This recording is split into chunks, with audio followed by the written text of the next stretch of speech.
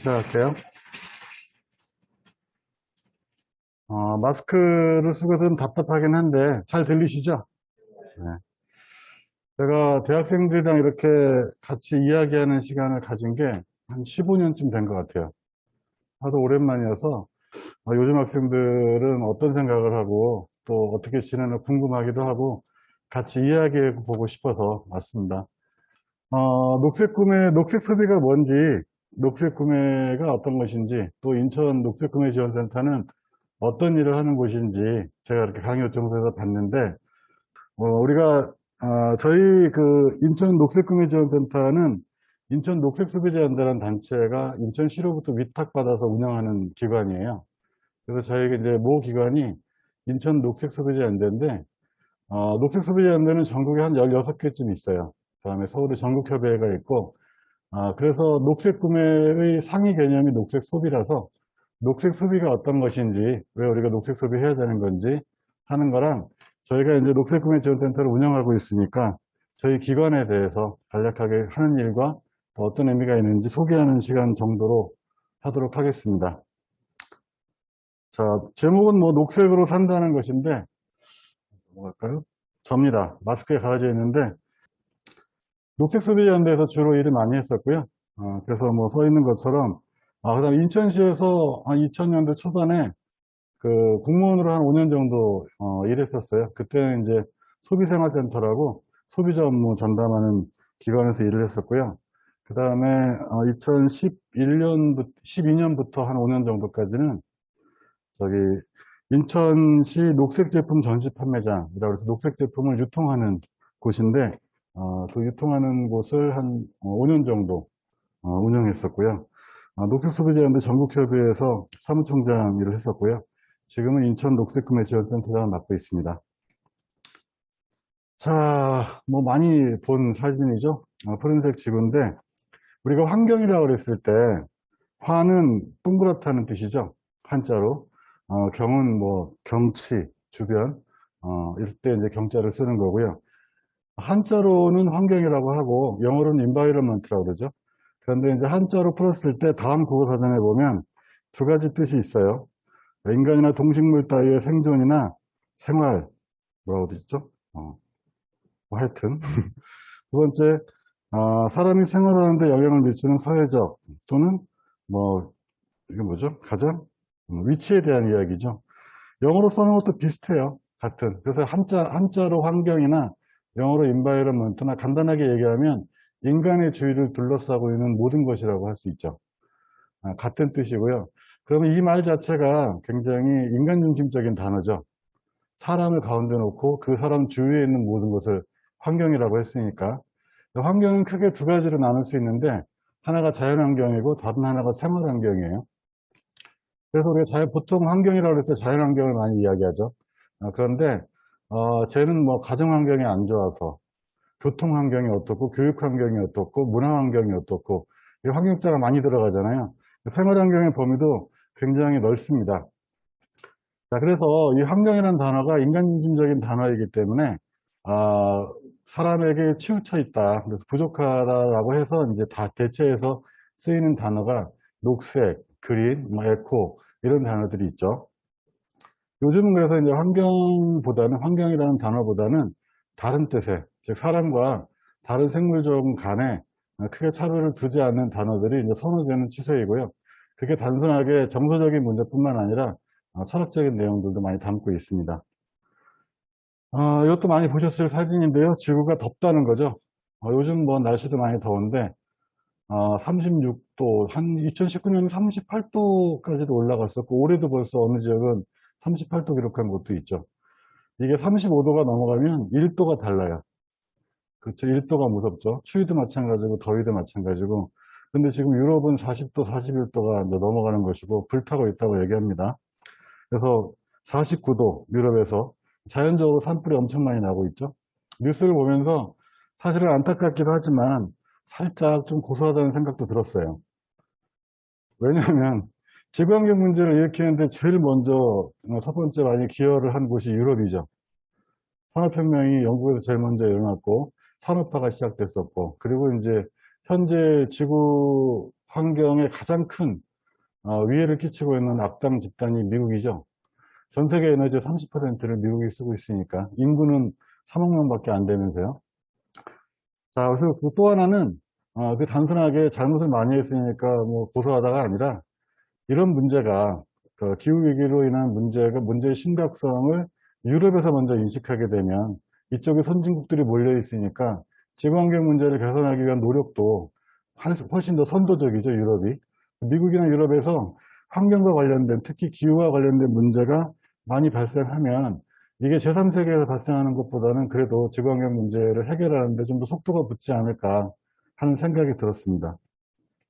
우리나라도 다르지 않죠.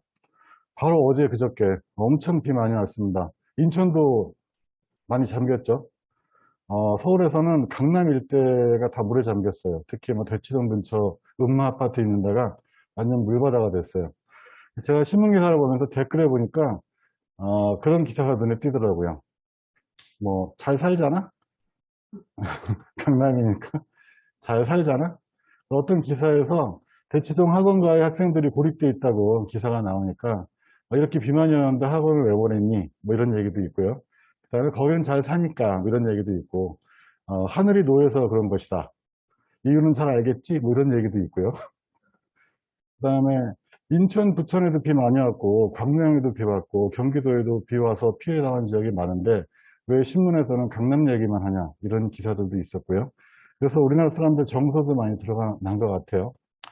어쨌건 서울에 이제 우리나라에서 기상 관측한 이래로 가장 많은 비가 왔습니다. 115mm인가요? 하여튼 엄청난 양의 비가 왔고 구별로 강수량이 다를 정도로 하여튼 여러 가지 특성이 있었는데 무서울 정도로 많이 왔었고 서울 지역에서 그래도 관리가 잘 되고 있다는 강남 지역이 물바다가 될 정도로 어마어마하게 피해를 입혔고요. 그 다음에 뭐 여기에 대해서 대응을 잘했느냐 못했느냐는 이야기들도 있지만 결국은 기상 관측 이래로 최대라는 말이 지금 해마다 나오고 있어요. 올해만 나온 게 아니고 작년에도 있었고 그전에도 있었고 앞으로도 계속 되겠죠. 이런 문제들이 다 사람들이 이제 원인으로 보는 게 기후 위기죠. 기후 변화이기 때문에 아주 현실적인 문제로 지금 기후 문제가 다가오고 있습니다. 여기 이제 유럽 얘기죠. 폭염 제한 어디까지, 철로는 뭐 휘고 곡물 에너지 가격이 올라가고 철로가 휘어서 기차가 못 다니는 정도의 문제가 아니죠. 수송이 안 되게 되면 결국 유통이 문제가 되고 또 날이 너무 덥게 되면 농사도 문제가 되고 게다가 요즘 전쟁까지 벌어져서 사실 지금 인류 전체가 식량 문제에 부딪힐지도 모른다고 다들 걱정하고 있습니다. 에너지 문제도 심각하죠. 서초동 현자 유명하죠. 빌딩숲 한가운데 도로에 차가 침수되어 있고 그 차 위에 사람이 올라가서 뭔가 지금 생각하고 계신 것 같습니다. 뭐 강남 펠프스도 있었죠. 물 많다고 수영한 사람 욕 많이 먹고 있던데요. 안타깝게 돌아가신 분들도 계시고요. 자, 결과적으로는 여기 인천도 다르죠? 다르지 않죠. 도로가 빗물에 잠겨 있습니다. 결과적으로 우리가 기후위기가 됐든 뭐 미세 플라스틱이 됐든 미세먼지가 됐든 이런 환경으로 인한 문제에서 사람들이 환경 문제를 자기 문제로 인식하는데 가장 큰 영향을 주는 건 역시나 안전 문제예요. 별일 없이 잘 살 때는 뭐 그게 뭐 우리랑 무슨 상관이 있나 하는 생각이 드는데 이것이 우리의 생명과 또 안전, 삶을 위협하는 문제가 됐을 때 사람들이 환경 문제 심각하구나, 해결해야 되겠구나 라는 생각이 드는 거죠. 근데 문제는 환경 문제, 네? 안 들려요? 수락. 아이고, 죄송합니다. 기계에 익숙치 않아서. 자, 환경 문제를 자기 문제로 인식하는 데는 안전 문제가 가장 큰데, 여기에 좀 불행이 좀 있어요.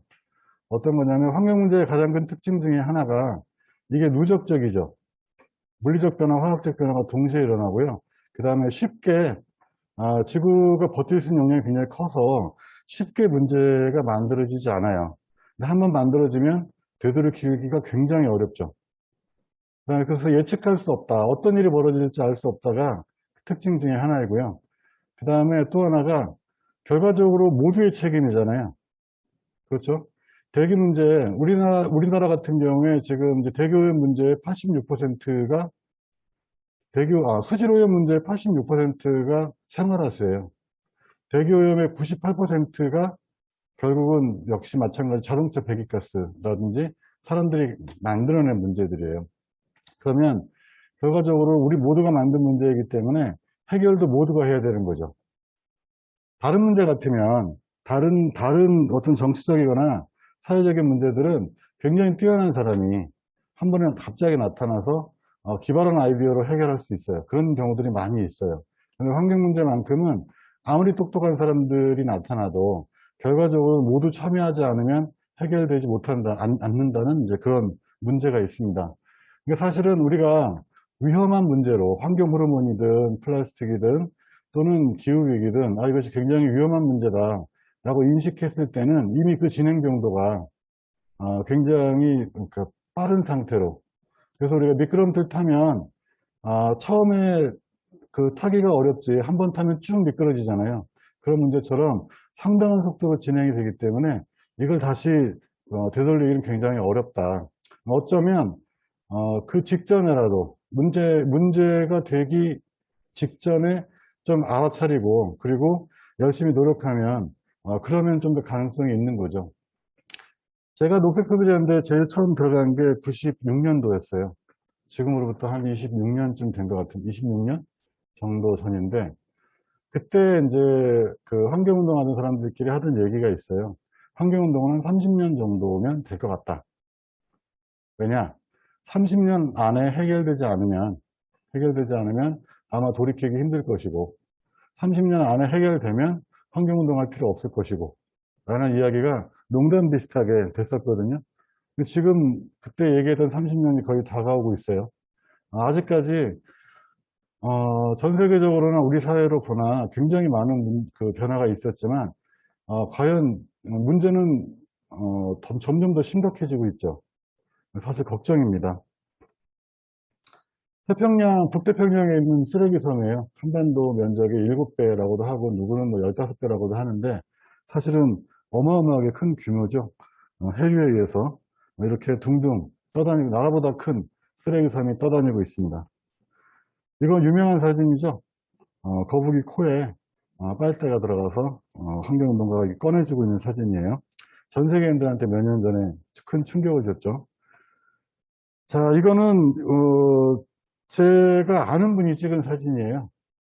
인천 분이신데 저희 선배님이신데 이분이 1년에 한두 번 정도 아기철에 아기 요리를 하는 취미를 갖고 계신 남자분인데, 그래서 아기를 잡아서 이제 1년에 한두 번씩 요리를 하시는데, 아기는 욕심이 많아서 작은 물고기들을 그냥 한 번에 삼키잖아요. 그래서 아기 배를 가르면 조그만 물고기들이 나와요. 아기 요리를 하는 사람들은 이번에 어떤 물고기가 나올까, 덤으로 다 같이 요리해 먹을 수 있으니까 뭐 그런 생각을 하면서 배를 가른답니다. 근데 이분이 배를 갈랐는데 까만 비닐봉지가 나왔어요.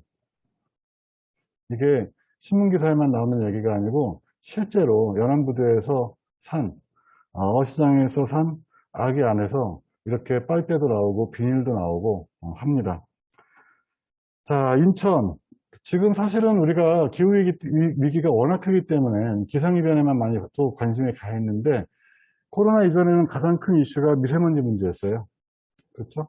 그 다음에 미세 플라스틱 문제도 있고 환경오염 문제도 있고, 사실은 인류 전체가 공동 대응해야 되고 우리의 이제 안전과 생활을 위협하는 요소는 굉장히 많습니다. 자, 이거는 위기에 처한 인천이라고 하는 것은 그 미세 플라스틱 문제예요. 영국에 있는 맨체스터 대학에서 몇 년 전에 그 해양을 대상으로, 전 세계 해양을 대상으로 미세 플라스틱 농도 조사를 했는데, 경기 인천 앞바다가 세계 2위를 차지했습니다. 3위는 어딘지 아세요? 낙동강 하구예요. 우리나라가 전 세계 미세 플라스틱에서, 해양 미세 플라스틱에서 2위와 3위를 기록하고 있어요. 이게 우리 잘못이냐? 그렇지는 않아요. 중국에서부터 오른 이제 중국 사람들이 많이 버리는 플라스틱도 있고, 바다에 있는 미세 플라스틱이라고 하는 게 육지에 있는 플라스틱이 바다로 내려오고 그러면 파도가 치죠. 그 다음에 태양빛이 내려지니까 자외선에 의해서 파도에 의해서 잘게 부서집니다. 부서지면서 이제 여러 가지 호르몬들이 바깥으로 나오게 되는 건데요. 아까 보았던 그 북태평양에 있는 쓰레기섬 있죠. 그 쓰레기섬에서 미세 플라스틱이 엄청 많이 나올 거잖아요. 근데 그게 해류에 의해서 한반도 앞에까지, 인천 앞바다까지 왔다 다시 돌아가거든요. 그 영향이 가장 큽니다. 낙동강, 그러니까 경남 앞바다 쪽을 돌아서 인천으로 와서 좀 고여있는, 인천 앞바다는 또 좀 고여있는 특성도 있거든요. 그래서 심각합니다. 안전의 문제로 사람들이 환경 문제를 인식할 때 가장 크게 본다고 했는데, 또 하나 문제가 이제 미래 세대 문제입니다. 저도 이제 환경운동을 하게 되면서 가장 많이 그 마음을 다잡게 된 계기는 자식들이었어요. 나는 이렇게 살아도 내 후손에게, 내 자녀들에게, 또 그 자녀들에게 이런 세상을 물려줄 수는 없지 않냐 하는 생각이 제일 컸었거든요. 자, 여기 나와 있는 것들은 이제 그 녹색 소비 또는 이제 환경 문제와 관련된 전 세계적인 노력들 또는 논의들이에요. 68년도에 로마 클럽 보고서부터 시작해서 72년도 스톡홀름 회의, 87년도 브룬트란트 위원회, 이때 여기서 지속가능 발전이라는 개념이 처음 나왔죠.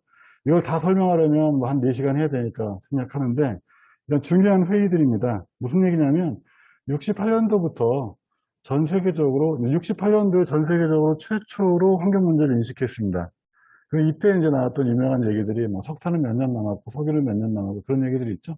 그렇게 이제 시작이 됐었고, 초기에는 70년대, 80년대 지나가면서는 그런 얘기들도 많이 있었어요. 석유가 뭐 석탄이 200년 남았다는데 점점 더 많는 거예요. 기술이 발전하면서 더 많이 캘 수 있고 더 깊은 곳에 있는 석탄을 캐니까 소비도 마찬가지고 점점 더 엄청 많이 쓰는데 늘어나는 거예요. 근데 과학과 기술이 우리 앞에 닥친 환경 문제를 지금까지 인류가 극복했던 여러 문제와 마찬가지로 해결할 수 있을 것이다라는 믿음이 90년대까지도 있었어요. 있었는데 결국은 2000년대 들어서 특히 기후 문제 때문에 이제 그런 주장들은 많이 들어갔죠. 이 중에 전 세계적으로 정상들이 모두 모여서 이 지구환경 문제를 세계적인 차원에서 해결해라고 했던 이제 최초의 시도가 92년도에 유엔 환경개발회의, 리우 환경회의라고 하죠. 이때 의제 21 아젠다 21이 이제 채택돼서 이제 우리가 지역 단위에서 또는 뭐 여러 사회 각 분야에서 어떻게 환경 문제를 해결하기 위한 실천을 할 것인가, 이런 논의들이 시작되게 되고 또 서로 간에 약속을 하게 됩니다. 그리고 이제 그 92년부터 10년마다 이제 다시 한번 전 세계 정상들이 모여서 세계 환경회의를 합니다. 그래서 2002년도에는 리우 플라스텐 해서 그 남아공의 요하네스버그에서 있었고요. 2012년도에 또 유엔 지속가능 개발 회의가 있었고요. 최근에 2015년도에 17개 지속가능 개발 목표를 정하고 노력하고 있습니다. 또 기후 문제 관련해서도 굉장히 이제 뭐 탄소라든지 이런 회의들이 많이 있죠. 그래서 전 세계적으로 이제는 환경 문제 해결이 하나의 이제 합의처럼 진행되고 있고요.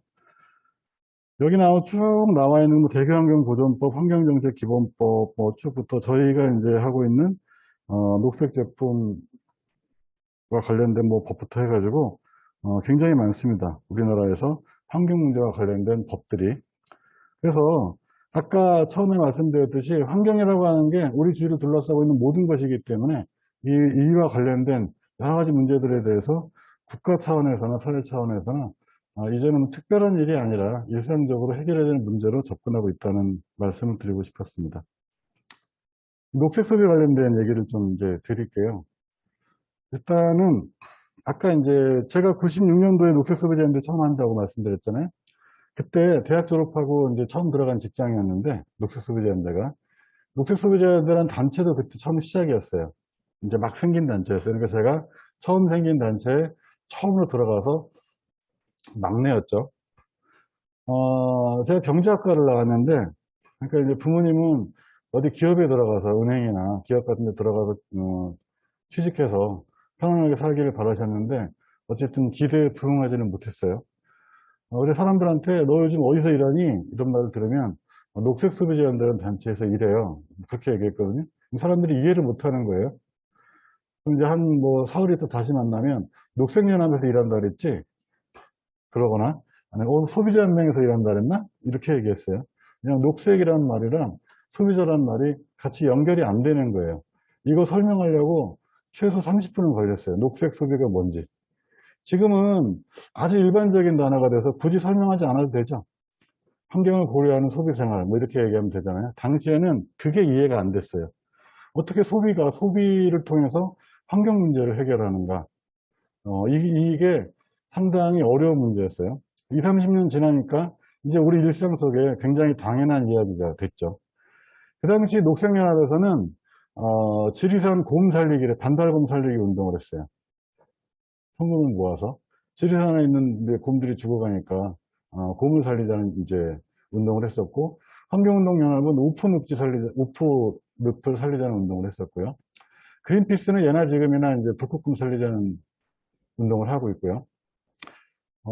녹색 소비자연대는 약간 접근법, 그 일반적인 다른 환경, 뭐 다 각자의 특색이 있으니까 다른 환경단체들이랑 약간 다른 접근법을 택하고 있어요. 왜냐하면 소비자를 어디서, 여기 혹시 경제학과나 경영학과 있어요? 없으세요? 소비자는 경제의 3대 주체죠. 가계기업 정부에서 들어가는 거죠. 그러니까 이제 경제학에 등장하는 용어예요. 결과적으로는 경제와 관련된, 이걸 이제 어려운 말로 하면 경제 레버라고 하는데, 환경 문제를 경제학적으로 풀지 않으면 풀지 않는다라는 인식이 있고요. 아까 말씀드렸듯이 모두가 참여하지 않으면 해결되지 않는다는 거잖아요. 즉, 사회 제도나 구조 속에서 구조가 바뀌어야 제도가 바뀌고 사람들이 동일한 실천을 해야 해결할 수 있다. 그런데 그게 정서적이거나 감정적인 동의의 차원이 아니라 제도적으로 사회 전체가 제도적으로 바뀌어야 사회 전체가 근본적으로 환경 문제를 해결하는 길에 나설 수 있다라는 이제 생각으로 만들어진 단체예요. 그래서 이제 하나는 경제 전체에서 경제 구조가 바뀌어야만 환경 문제가 해결된다. 왜냐하면 대부분의 환경 문제가 대량 생산, 그죠? 대량 유통, 대량 소비, 대량 폐기에 의해서 만들어지기 때문에 그 고리를 누군가는 끊을 수는 없는 거죠. 우리가 경제 생활을 해야 되는 거니까. 그 과정이 환경 친화적으로 바뀌어야만 환경 문제가 해결될 수 있다라는 것이고, 또 하나는 시민운동 방식을 선택했다는 거예요. 그래서 우리가 어떤 생각을 가지고 있다고 해서 그 생각을 우리만 하는 것이 아니라 결과적으로 모든 사람들이 동의하고 그 다음에 사회 전체적으로 움직였을 때만 이게 가능하기 때문에 결국은 많은 사람들의 공감 속에서 환경 문제가 해결돼야 된다라는 이제 원칙을 가지고 출발한 단체입니다. 자, 왜 그러면 이제 소비자가 중요한가? 수락이 또 있군요. 네. 소비자를 한마디로 얘기하면 뭐라고 정의할 수 있을까요? 한마디로. 소비자는 뭐 하는 자죠? 소비자의 뜻 아세요? 소비자. 네? 구매하는 사람. 그럼 구매자죠. 소비자. 소비는 구매랑 어떤 차이가 있을까요? 소비와 구매의 차이.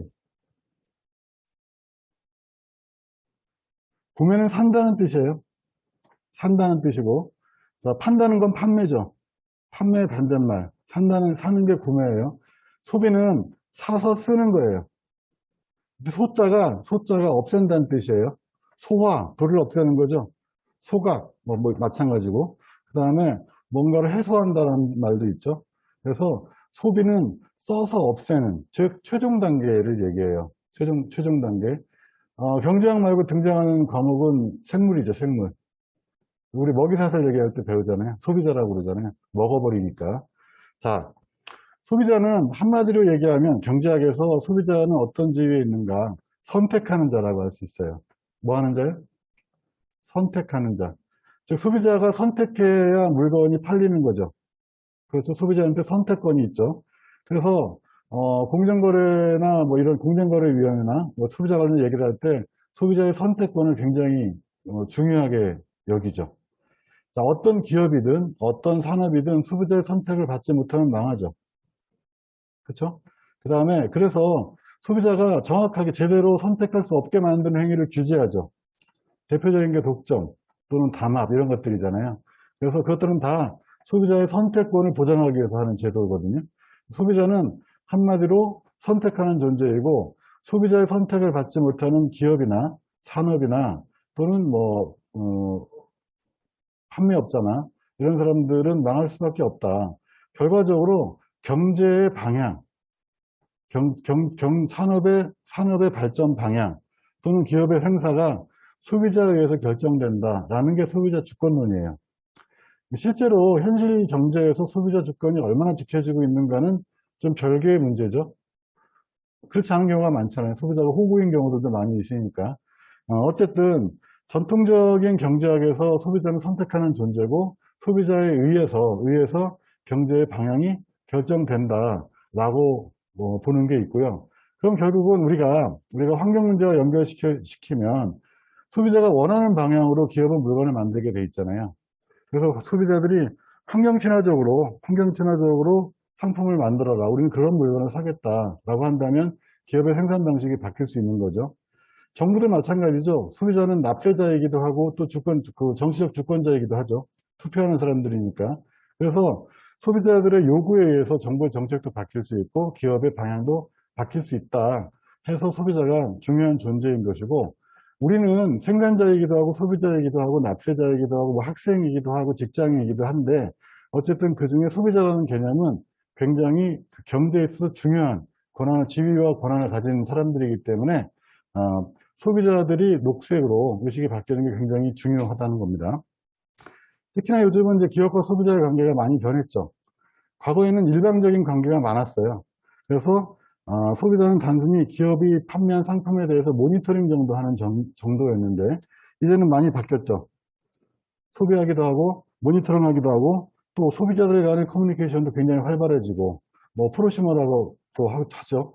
그 다음에 얼리 어댑터라는 말도 있고, 결과적으로 기업의 어떤 생산이나 서비스에 소비자의 영향력이 굉장히 점점 커지고 있죠. 지금은 어떤 의미에서 소비자의 시대라고도 말할 수 있습니다. 그런 의미에서 마찬가지로 소비자의 의식이 바뀌는 것이 우리 사회 변화에 굉장히 중요하다. 시대적 이유는 쭉 있습니다. 자, 취향도 바뀌고요. 소비자 선택의 선택이 능동적으로 바뀌고 있고요. 인터넷이 등장하면서 다양한 시장들이 생겼죠. 전자상거래도 뭐 이것도 이제 옛날 얘기가 됐고요. 그다음에 결과적으로는 이제 기술이 발전하고 산업이 발전하면서 결국 소비자들의 기호나 요구에 기업들이 그때그때 바로바로 응답하는 기업들만 살아남는 시대가 됐습니다. 자, 그 다음에 이제 또 중요한 게 이거죠. 소비의 사회. 어려운 말들이 좀 써 있습니다. 이게 이제 잔 보드리아르의 소비의 사회라는 책에 나온 얘기들을 소개하고 있는데요. 이제는 어려운 내용은 다 같이 한번 읽어보세요. 자, 기호라는 말이 나옵니다. 기호 소비라고 하는. 기호 가치라는 말이 나오는데, 결과적으로 이제 우리는 지금은 상품을 소비하는 시대가 아니라 기호를 소비하는 시대가 됐다는 거죠.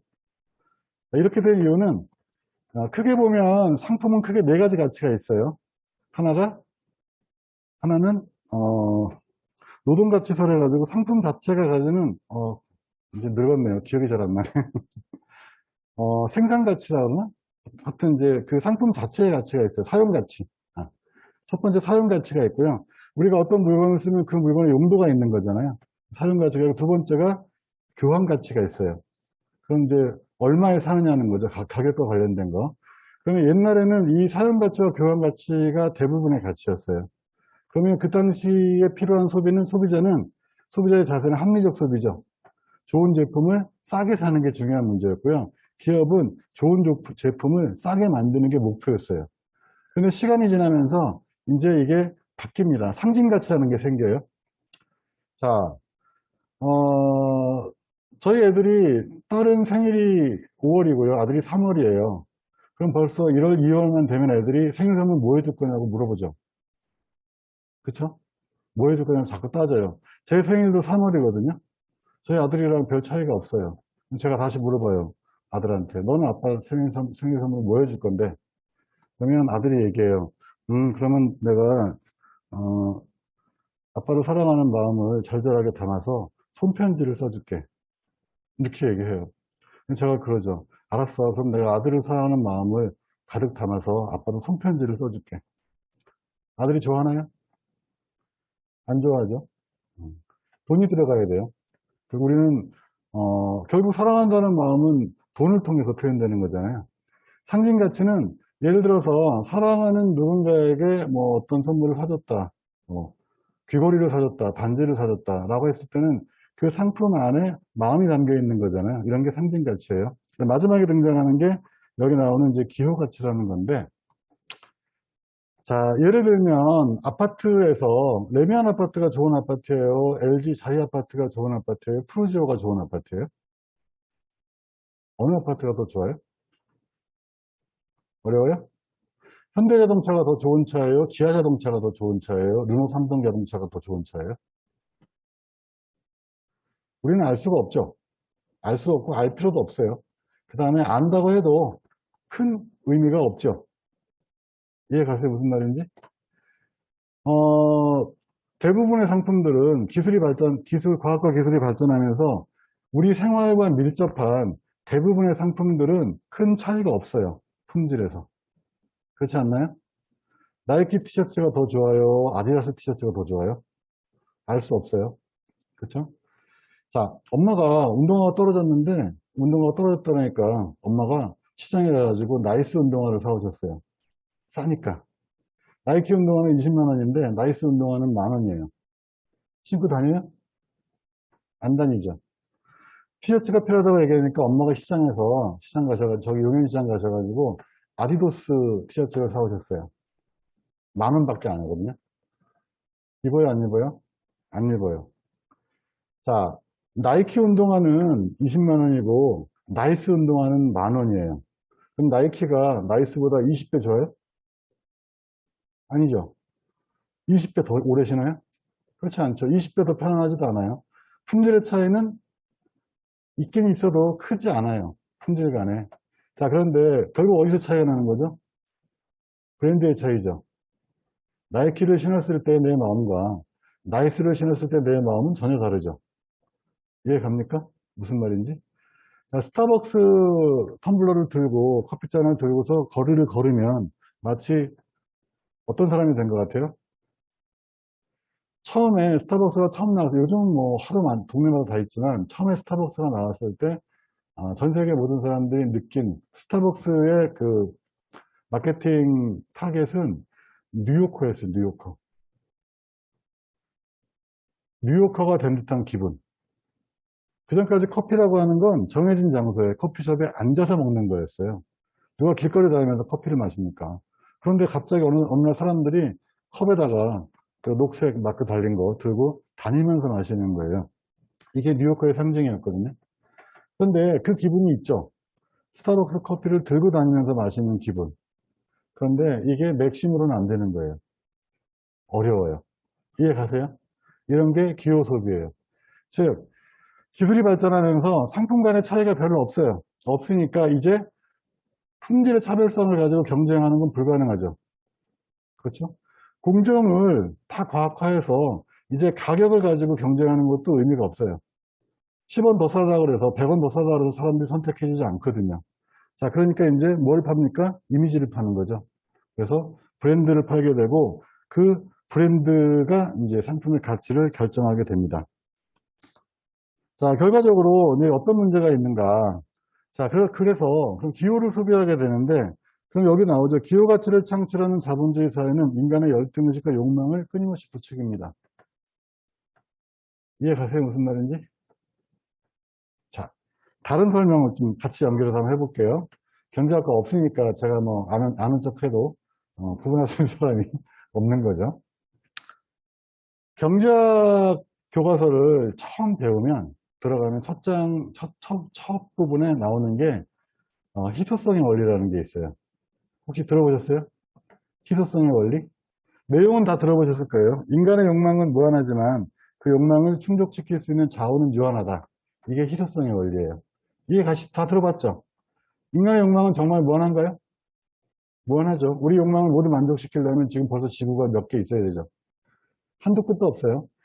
월세 살다 보면 전세 살고 싶고, 전세 살다 보면 집 사고 싶고, 내 집 갖고 싶고, 내 집 사면 좋은 브랜드, 또 평수 넓은 데로 이사 가고 싶고, 이게 사람의 자연스러운 욕망이라는 거죠.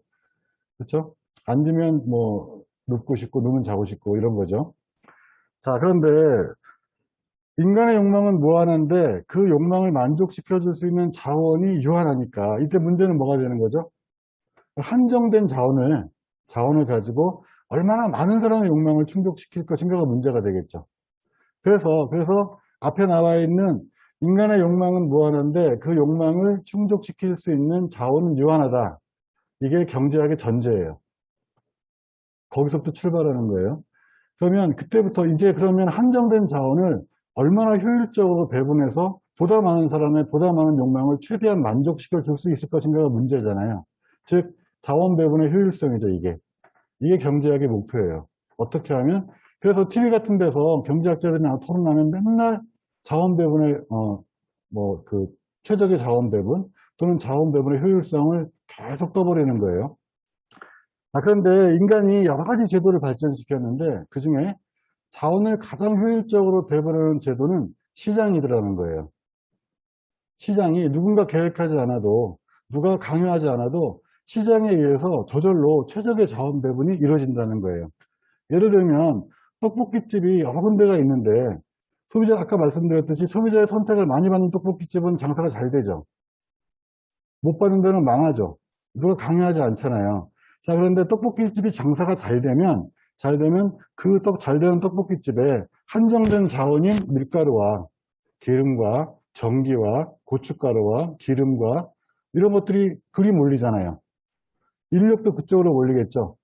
근데 그렇게 몰린다고 하는 건 보다 많은 소비자들의 선택을 받는다는 것이고 보다 많은 소비자의 욕구를 충족시켜준다는 거잖아요. 그럼 소비자의 욕구를 최대한 충족시켜주는 곳으로 자원이 자동으로 몰리게 돼 있잖아요.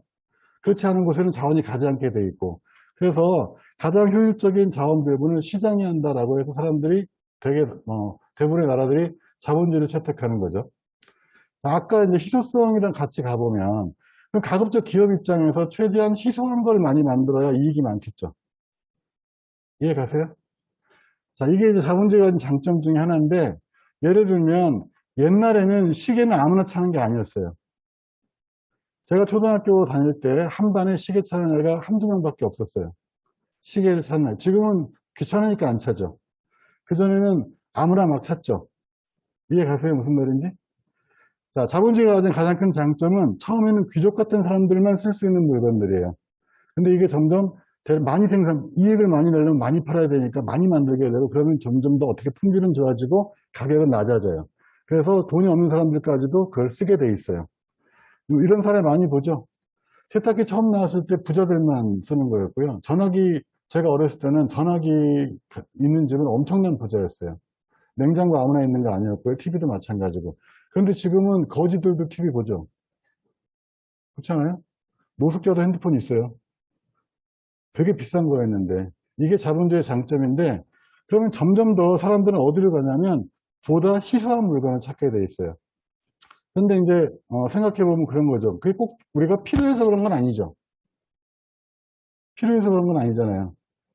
예를 들면 그 정도 가져야 된다는 거죠. 아까 얘기했던 인간의 욕망이 무한하기 때문에 그 무한한 욕망을 부추기는 소비들이 계속 일어나는데 이제 어디까지 왔냐면 기호를 소비하는 단계. 즉 상품에 있어서 가격이나 품질의 차별이 없기 때문에 이미지 전쟁을 하고 있는 거예요. 이해 가시죠? 자, 그래서 우리가 아는 명품은 명품이 아니죠. 구찌 이런 게 명품이에요? 샤넬 이런 게 명품이에요? 백화점 가면 다 있잖아요. 그런 건 명품이라고 안 쳐요. 제가 알고 있으면 명품 아닌 거예요. 이해 가세요?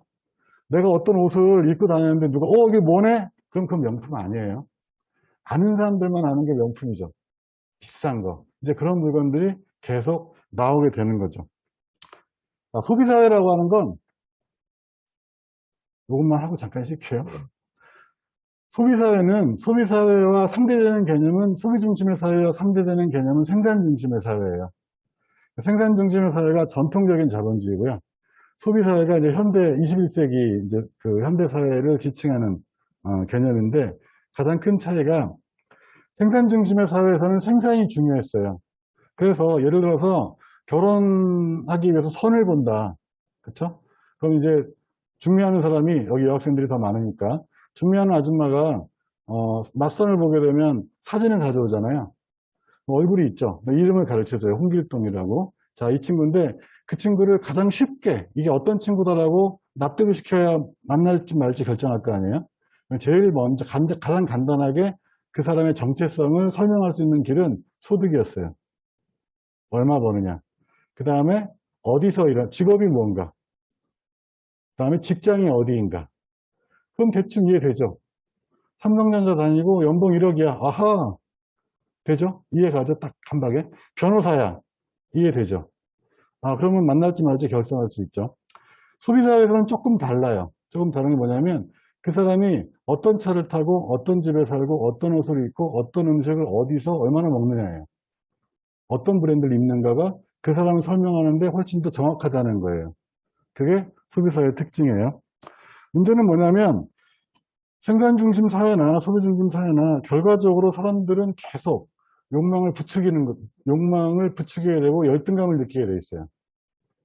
왜냐하면 희소한 자원은 항상 누구한테 가는 거죠?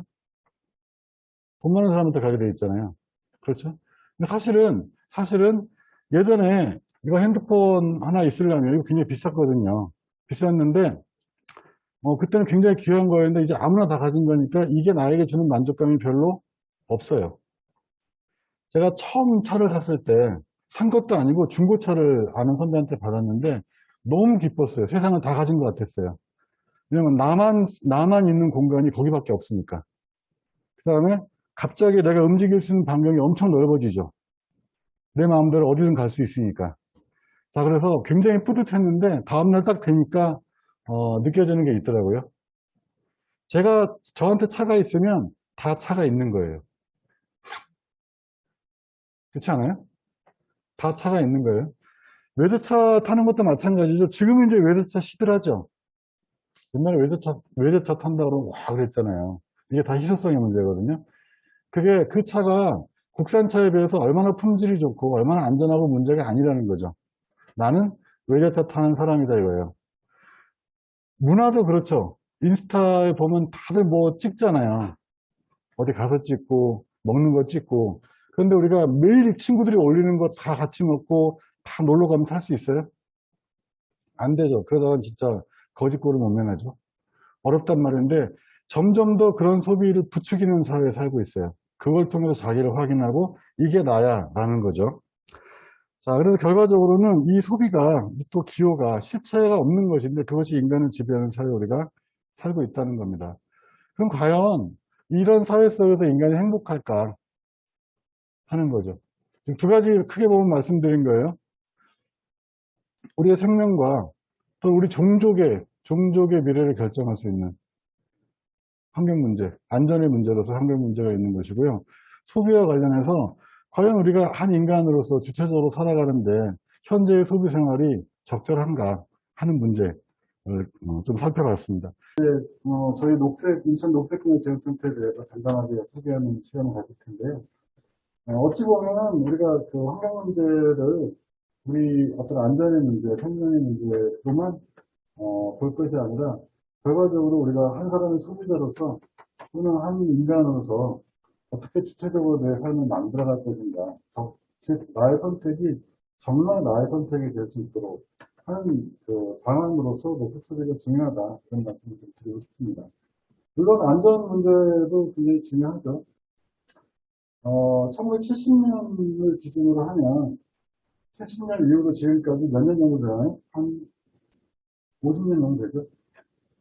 인류 전체 역사에서 인류가 길게 보면 한 200만 년 정도 된다고 하는데 지금 현생 인류는 한 10만 년인가? 정확히 잘 모르겠어요. 근데 어쨌든 그 길고 긴 인류의 역사에서 최근 50년 동안 사용한 에너지의 양이 그 이전 전체 인류가 쓴 에너지보다 더 많다는 거예요. 어마어마하게 쓰고 있는 거죠. 그런 의미에서 보면 지금 여러분들이 한반도에서 태어나 5천년 역사에서 한반도 5천년 역사에서 가장 풍요로운 세대예요. 그렇죠? 세종대왕도 여러분만큼 못 살았어요. 피자 못 먹어봤고, 외국 못 나가봤고, 대부분 못 갔죠, 세종대왕은. 우리가 가장 풍요롭고 가장 편리한 시대에 살고 있는데, 문제는 여러분들이 인류 역사를 통틀어서 지금 가장 풍요로운 세계를 살고 있는데, 이게, 여러분들 세대에 끝날 수 있다는 거죠. 내지는 여러분들 세대에 바뀔 수도 있는 문제죠. 여러분들이 제 나이가 됐을 때, 한 50이 넘어서, 또는 60, 좀 60대로 70대에서, 손자, 손녀를 만났을 때 그런 얘기 할 수도 있는 거죠. 할아버지 때는 하늘에 비행기라는 게 날아다녔어요. 마트라는 게 있어가지고 가는 물건이 한정처럼 쌓여있고, 카페라는 데다가 물건을 엄청 담고 계산하고 그랬어. 그럼 손자, 손녀가 빵값이 나세요. 이런 얘기를 할 수도 있는. 지금 현재 그런 시대에 우리가 살고 있고, 비가 많이 와서 지금 하루에 몇 명 죽었다는 정도 이야기가 나오지만, 재난이라고 하는 것은 실제로 환경과 관련된 재난은 이 정도 문제는 아니죠. 가뭄이 되고 이게 식량 문제로 가게 되면 결국 전쟁으로 가게 되는 거고, 그래서 사실은 우리가 굉장히 위험한 상황에 지금 놓여 있다. 그런데 제 생각에는 아직은 그래도 우리가 미끄럼틀에서 미끄러져 가는 때는 아니라고 봐요. 그래도 아직까지는 밑으로 밀려내야 될 때까지는 아니고, 아직도 전 세계 식량은 70억 인구가 다 먹고 남을 정도로 식량이 많대요. 아직 있고요. 분배가 제대로 안 돼서 그렇지. 그 다음에 아직까지는 그래도 대기 문제가 우리가 좀 더 노력하면 해결될 수 있는 시간이 아직은 남아있다고 봐요. 여러분들한테 짐을 넘겨줘서 되게 미안하지만, 여러분들 세대가 이제 이런 문제를 이어받아서 중요한 역할을 해줄 때가 아닌가 싶습니다. 자, 짧게 저희 녹색공예전쟁터가 하는 일을 소개해 드릴게요. 아까 소비랑 구매가 다르다고 말씀드렸잖아요. 소비는 써서 없애버리는 걸 소비라고 하고, 구매는 사는 행위를 얘기해요. 그렇게 보면 보통 우리가 일반적으로 소비자라고 얘기할 때는 최종 소비자죠. 그런데 소비자는 정부가 소비자이기도 하고요. 기업도 소비를 하죠. 한번 쓰기도 하고, 또는 이제 보통 우리가 장사를 하거나 어떤 생산을 한다고 할 때는 주로 최종적으로 쓰기도 하지만 구매를 많이 하거든요. 왜냐면 중간재. 우리가 어떤 물건을 사서 다른 물건으로 가공해서 만들어내기도 하잖아요. 그래서 구매는 소비에 비해서 기업이라든지 유통이라든지 이런 생산 영역까지 포함되는 개념이에요. 그러니까 일반적으로 소비 그러면 우리 같은 최종 소비자들이 주요 대상인데, 구매라고 했을 때는 최종 소비자뿐만 아니라 기업이라든지 기관이라든지 단체라든지 뭐 이런 부분들까지 포함되는 개념, 그리고 유통적 강제되는 개념을 이해하시면 됩니다. 자, 결국은 우리가 친환경적인 세상, 환경특별시 인천을 만들기 위해서는, 그러면 녹색 소비를 해야 되는 건데, 녹색 소비의 여러 방편 중에서 특히나 다른 물건에 비해서 동일한 다른 상품에 비해서 환경의 부담을 덜 주는 상품을 소비하는 게 중요하잖아요. 우리는 이제 그런 상품을 녹색 제품이라고 해요. 그래서 좁게 보면 정부에서 인증한 녹색 제품, 인증받은 제품들을 좁은 의미 녹색 제품이라고 하고요. 넓은 의미로는 그 인증 여부와 상관없이 동일한 또는 비슷한 다른 제품에 비해서 환경에 부담을 덜 주는 제품들을 녹색 제품이라고 하고, 녹색 제품 지원센터는 그런 녹색 제품들이 되도록 많이 유통될 수 있도록, 그 다음에 녹색 제품 관련된 시장이 좀 더 확대될 수 있도록, 확대를 위해서 소비자 또는 이제 생산 기업, 유통 기업들을 지원하는 역할을 해요. 그러면 결과적으로는 소비자 입장에서는 어떤 제품이 녹색 제품인지 아는 게 정보가 중요하겠죠. 그 다음에 녹색 제품을 우리가 이왕 소비를 하려면 환경 부담을 덜 주는 제품을 소비해야 되겠다 라는 의식이 확산되는 것도 중요하겠죠. 그래서 우리가 시민들 대상으로는 교육이나 캠페인도 많이 하고요. 그 다음에 녹색 제품, 어떤 제품이 녹색 제품인지 정보 제공하는 역할도 하고요. 그다음에 기업들이 다소금 많은 기업들이 녹색 제품을 생산할 수 있도록 유도하는 역할도 해야 되기 때문에 그 인증에 대한 설명, 녹색 제품 인증을 어떻게 하면 받을 수 있는지에 대해서 기업들에게 설명하고 교육하는 일도 하고요. 그 다음에 어떤 특정한 기업이 녹색 제품 인증을 받겠다고 결심했을 때 과정에 대해서, 이것도 좀 복잡하거든요. 안내해주고, 그 다음에 컨설팅해주는 역할도 하고 있습니다. 저희 사무실은 예술의 강역 1층, 1번, 2번 출구 사이에 이렇게 사진과 같이 있고요. 안에 이제 있는 여기 변기라든지 샤워기라든지 또는 여기 뭐 탁자도 있고 이런 있죠. 제품 여러 가지 제품들이 있고. 그래서 일상생활에서 특히 가정에서 쓰는 여러 가지 녹색 제품들이 이렇게 영역별로 전시하고 있습니다. 저희 찾아오시는 분들한테 설명도 해드리고 안내해드리고요. 결국 저희가 가진 목표는 인천이 지속 가능한 도시가 될 수 있도록. 인천은 전통적으로 생산도시죠. 공간이 많고 그래서 이제 발전한 도시고요. 그래서 이제 환경 특별시를 선포했는데 그래서 녹색 소비와 생산의 거점 도시가 될 수 있도록 노력하는 것이고요. 그래서 시민 소비자 입장에서 생산과 유통, 다음에 인천시정부가 그와 관련된 정책을 제대로 추진할 수 있도록. 그래서 녹색 제품과 관련된 생산과 유통 관련된 생태계가 제대로 만들어질 수 있도록 가운데서 즉 시와 시민들의 사이에서 기업과 시 사이에서 또 기업과 소비자 사이에서 저희가 맡은 일을 열심히 하고 있습니다. 그래서 크게 보면 정보 제공, 교육 지원, 모니터링, 협력사업, 보급 촉진, 녹색 제품이죠. 이런 일들을 하고 있습니다. 그러면 저희가 관련된 것들이고요. 녹색 구매의 전 과정, 소비 단계, 유통 단계, 생산 단계에서 저희가 하는 일들.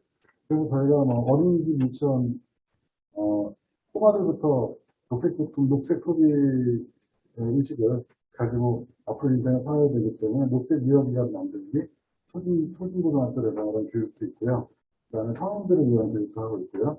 그 다음에 녹색 제품 판매 장소에 대한 모니터링. 그래서 녹색 제품들이 보다 효과적으로 판매될 수 있도록 하는 일도 하고 있고요. 그 다음에 이제 녹색 제품들이 제대로 생산이 활성화될 수 있도록 생산자와 있는 간담회, 아까 설명드렸던 인증 관련된 설명이라든지 또는 수수료 지원도 저희가 하고 있습니다. 여러 가지 캠페인도 하고 있고요. 이건 연도별 추진 결과이고요. 주요 사업. 그래서 친환경 소비자를 양성하는 사업, 친환경 소비 문화를 형성하는 사업, 녹색 제품 생산을 지원하는 사업, 유통이 활성화되도록 하는 사업들을 주로 하고 있습니다. 전국에 저희뿐만 아니라 인천 외에 9개가 더 있습니다. 녹색구매 지원센터가. 그 다음에 10개의 녹색구매 지원센터가 만들고 협의회를 구성하고 있고요. 공동의 행사도 하고 같이 회의도 하고 있습니다. 자, 인천광역시에 있는 지도인데요. 이거 저희가 이제 홍보물을 만들어서 배포하고 있습니다. 녹색 매장, 녹색 제품, 홍보 전시대 현황이고요. 이런 녹색 매장을 확대하기 위해서 계속 노력하고 있습니다. 이상입니다. 소개는. 고맙습니다. 또 짧게 하고 이야기를 하자 했는데 시간이 이렇게 많이 남지 않았네요. 혹시 궁금하신 부분 있으시면 여기 같이 참여하신 분들은 네네. 네, 질문 주시면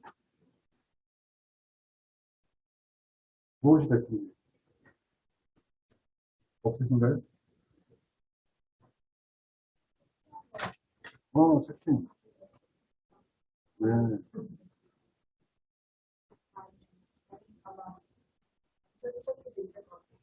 네네.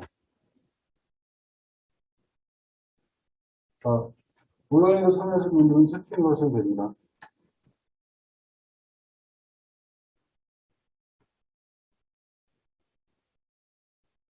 하기브랜드는 주로 어떤 일을 하나요?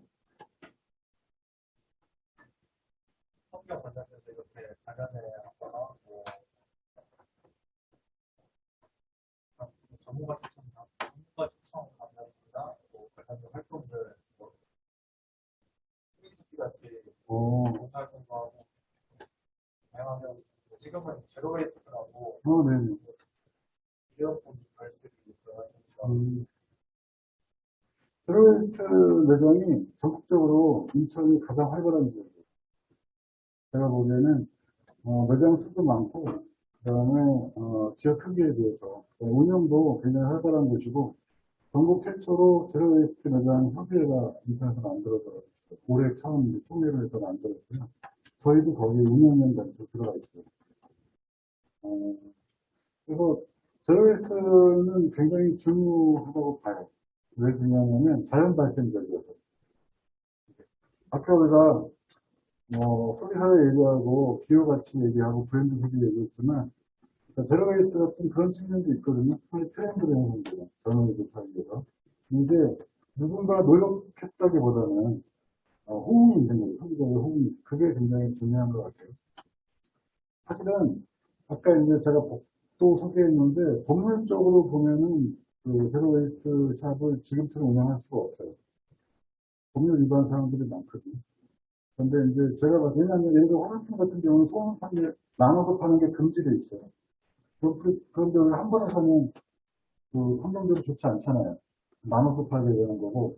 그 다음에 이제 알맹이만 파는 게 좋은 건데, 그 껍질에는 그 상품에 대한 소비가 들어있잖아요.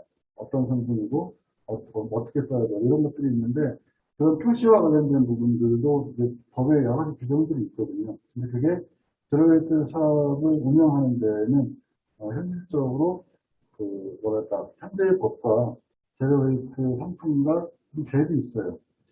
그래서 서울시 같은 데서는 그래서 뭐 제로웨이스트 샵을 서울시가 인증을 해주겠다 나오는데 저는 개인적으로는 그런 게 반대해요.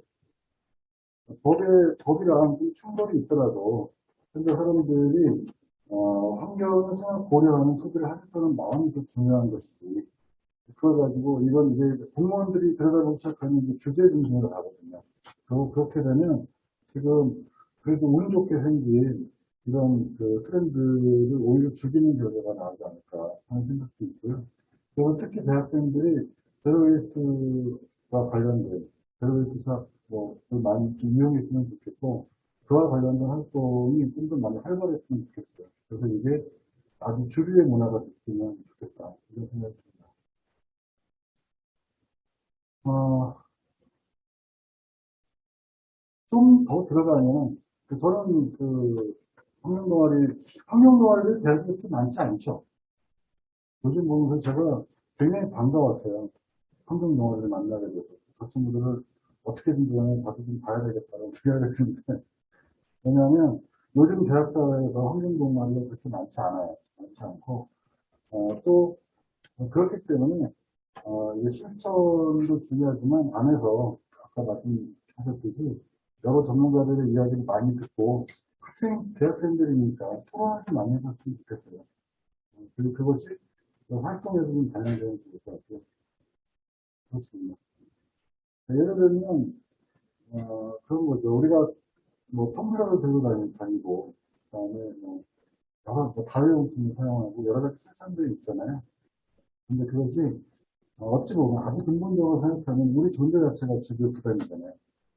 내가 살아있다는 것 자체가. 그렇게 생각하면 지금 당장 가야 되나 할 수도 있거든요. 그런 건 아니고 조금 더 근본적인 접근은 어떤 것이 있을까.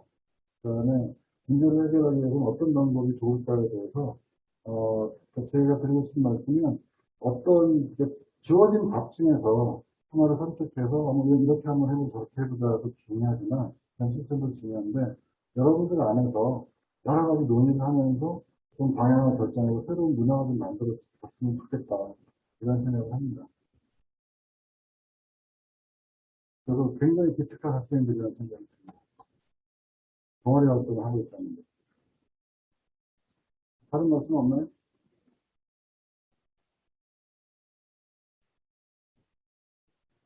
네. 네. 저희 트랙터는 저기 뒤에 여기 그냥 좀,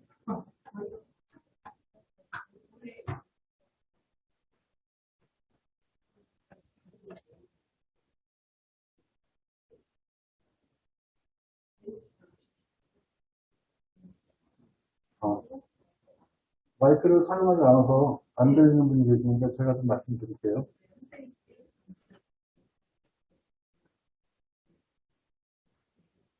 올해 뉴스레터가 아마 이번 달부터죠. 이번 달부터 나오고, 일단 저희가 이제 메일링 리스트에 있는 분들한테 다 보내거든요, 메일로.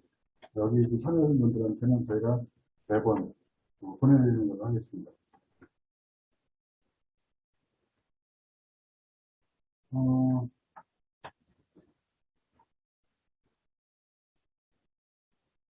제가 환경 문제에 처음 관심을 갖게 된 게, 처음 관심이 있었던 거는 그 수업이었어요, 수업. 그래가지고 전자과 다녔던 것 같은데, 아마 공부 잘 못했거든요. 다른 반하고. 그런데 2학년 때인가, 3학년 때인가, 그 국가경제학이라는 수업이 있었어요. 그 강의하셨던 교수님이 며칠 전에 돌아가셨어요. 문상은 못 갔는데, 그 선생님 생각이 나서, 그때 어떤 일이 있었냐면, 그 낙동강 하구에서 한율이라고 하는 독극물이 이제 튀어 넘기는 공장을 비롯해서 낙동강의 하구에 있었던 여러 공장들한테 페놀이라고 하는 독극물이 튀어나오는 사건이 있어서, 그게 우리나라에서 굉장히 큰 환경 문제였어요. 문제였는데, 그 수업에서 다뤘던 내용은 그런 이제 사회적으로 일종의 이제 외부 효과죠. 경제에서 얘기하는 외부 효과가 발생했을 때 누군가 책임을 져야 되는데 비용이 반영이 안 돼 있으니까 결국 사회 전체적으로 부담이 돼야 되잖아요. 대표적인 게 이제 보험이랑 교통사고 같은 그다음에 환경 문제였거든요. 우리가 물건을 만들고 생산하고 유통하고 판매하고 소비하지만 그 안에 이런 테러 사건처럼 환경으로 인한 부담이 사회적 부담이 생길 수 있는데 상품 가격에는 반영되어 있지 않기 때문에 추가적으로 이제 이 문제를 해결해야 되는데 점점 더 부담이 크게 쌓인다는 내용이었어요. 생각을 해보니까 그때 그 교수님한테 제가 질문을 해줬어요. 교수님 설명을 쭉 들으면 결국은 지구 환경 문제는 날로 악화되어 가고 있는데 마치 이제 그 기관차가 달리고 있는데 저쪽에 절벽 앞에 천로가 끊어진 거예요. 아무도 모르고 있어. 전선만 달리고 있는데 언젠가는 달리다가 쓰러질 거 아니에요. 그렇게 되든가 아니면 자본주의 경제는 성장을 전제로 하고 있으니까 마치 타산점이 계속 불어야 되는데 언젠가는 터질 거 아니냐. 그러면 적어도 우리가 배우는 경제학은 환경 문제에 있어서는 해답이 될 수 없지 않습니까? 라고 얘기를 했는데 이 선생님이 저한테 그러더라고요. 할아버지 교수님한테 그때도 너 얘기 들어보니까 진짜 내가 생각해봐도 경제학은 환경 문제를 해결하는데 아무 도움이 될 것 같지 않다. 평균적으로 아무런 답이 없다 지금. 그런데 앞으로 계속 많은 환경 문제가 될 것이고 경제학자들이 계속 나올 것이고 경제뿐만 아니라 철학이든 심리학이든 사회학이든 공학이든 기술이든 사람들이 그 문제를 해결하기 위해서 다들 열심히 연구하고 노력하지 않을까? 언젠가 나중에 결국 나는 자기 경제학자니까 경제학이 환경 문제를 해결하는데 답을 줄 날이 올 거다 라는 얘기를 이제 하셨어요. 제가 이제 그 이후로 어쨌든 이제 계속 관심을 가져가면서 일을 하게 됐는데 요즘 이제 엊그저께 돌아가셨다는 말씀을 들으니까 두 가지 생각이 들더라고요. 그 교수님 말씀대로 지금까지 근 이제 25년, 30년 가까이 되는 시간 동안에 많은 해결책들이 나왔어요. 경제학도, 정치학도, 또는 이제 공학기술은 더 할 나위 없이. 그래서 실제로 이 문제를 해결하기 위한 다양한 노력들이 많이 시작됐는데, 이게 과연 해결할 수 있을 정도인가에 대해서는 아직 잘 모르겠어요. 그래서 요즘 제가 좀 드는 생각은, 이거 참 너무 늦은 건 아닌가? 그래서 이 문제에 대응하기 위해서 매년 해마다 계산관집 이래로 최대라는 말이 막 나오는데, 그런 생각, 이게 솔직한 생각이에요. 그런 생각이 한편 드는 게 있고요. 또 다른 한편에는 우리가 꼭 이겨야 되는 싸움을 하는 건 아니잖아요. 예를 들어서 독립운동한 사람 중에 반드시 우리나라가 독립이 될 거라고 확신하고 있는 사람들도 있었지만, 내가 살아있는 동안에 안 될 거라고 생각하는 사람들도 많이 있었고요. 실제로 1945년 전 집전에 돌아가신 분들 되게 많죠. 독립을 못 보고 돌아가시는 분들 많거든요. 내가 그걸 보지 않고 간 사람들도 있는 것이고, 내 아들 때가 지나서도 어려웠다고 생각하는 사람들도 있었거든요. 그럼에도 불구하고 해야 되는 일이니까 했다는 거죠. 요즘 드는 생각은, 그래서 저는 이제 좀 지나가는 세월의 사람이 됐으니까, 여러분들이 이제 주인이고, 그 다음이 또 이제 미래가 있겠죠. 제가 이제 이제 좀 있으면 이제 지나가야 되는, 아직도 50년이 남았을지, 얼마나 남았을지 모르겠지만, 어쨌든 이제 서서히 저물어가는, 시점을 맞으면서, 이제는 또 그런 생각이 들어요. 그럼에도 불구하고 해야 되는 일들을, 나는 해야 되지 않을까 이런 생각을 많이 하고 있고요. 그리고 요즘 젊은 세대들이 좀 더 힘을 내줬으면 하는 생각을 해요. 사실은 이제 그 세대 간의 문제가 굉장히 심각하지 않습니까? 요새. 그 세대 간의 문제에서 보면, 딱 보면 저희 세대, 여러분들의 부모님 세대가 너무 많이 가져갔거든요. 너무 쉽게 살고. 아까 말씀드렸듯이 저희 때는 그렇게 공부 열심히 안 해도 취직하는 거 안 힘들었어요. 그다음에 취직해서도 승진하는 거 많이 안 힘들었고요. 왜냐면 다 경제가 발전하는 시대였으니까. 그리고 높은 자리에 올라가는 것도 그렇게 어렵지 않았어요. 그런데 점점 시간이 갈수록 힘들어지는 거죠. 그래서 세대 간의 문제를 보면 저희 세대가 노력한 것에 비해서 저희가 노력하고 쏟아부었던 것에 비해서 너무 많은 걸 가지고 있고요. 여러분 세대가 노력한 것에 비해서 너무 적게 가지고 있어요. 그래서 이게 지금 이 자리에 맞는지는 모르겠으나 요즘 보면 저는 20대 특히 젊은이들 사이에서 젠더 갈등이 많은데 오히려 그런 갈등이 세대 갈등으로 좀 전환될 필요가 있다. 왜냐하면 여러분들 잘못으로 이 문제가 생긴 것들이 아니기 때문에 여러분들의 문제가 아니기 때문에 지금 기성세대들에 대해서 좀 더 많이 요구하고 좀 그런 모습들이 좀 더 좋은 기성세대로서 바라는 모습입니다. 그래서 기성세대가 우리 세대가 만들어 놓은 제도나 방향에서 따라가는 것보다는 여러분들의 권리, 아까 말씀드렸던 지속가능 개발, SDG라는 서스테이너블 디벨롭라는 게 결과적으로는 세대 간의 갈등이 전제되어 있는 거거든요. 미래 세대의 필요를 침해하지 않으면서 현재 세대의 필요를 충족하는 개발이기 때문에 결과적으로는 그런 환경이라고 하는 것은 현재 세대에 있어서는 책임의 문제이고요. 미래 세대에게 있어서는 책임과 함께 권리의 문제이기도 해요. 즉, 아직은 여러분들이 환경 문제를 책임으로만 받아들일 세대는 아니라는 거죠. 대학생들이. 현재 대학생들한테, 젊은이들한테 환경 문제는 책임의 문제이기도 하고, 여러분들이 해결해야 하는, 당사자로서 해결해야 되는 책임의 문제이기도 하지만, 저는 그 비중만큼이나 권리의 문제가 있다고 생각해요. 그래서 앞으로 활동하시면서, 그러면 환경과 관련된, 지금 청년 세대의 권리는 무엇일까?